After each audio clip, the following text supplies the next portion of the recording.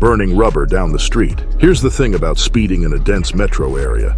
Traffic and stoplights are your worst enemies when the cops show up. Really start next to 35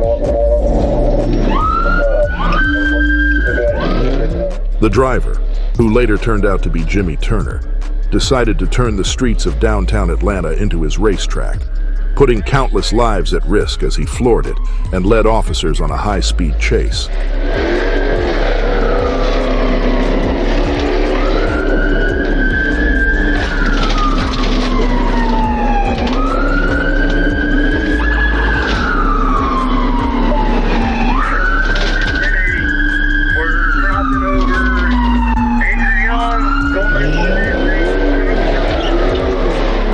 According to Jimmy, panic set in when he saw the flashing lights behind him.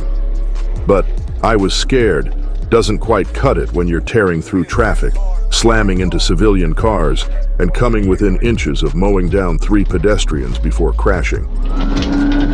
Just turned on to Ivan Allen Jr. Bullhorn. Hey, Harvey just wrecked into a vehicle on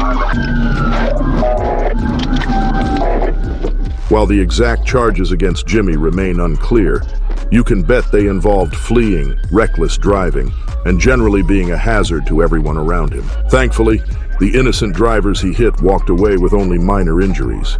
Jimmy's wild ride, not so lucky.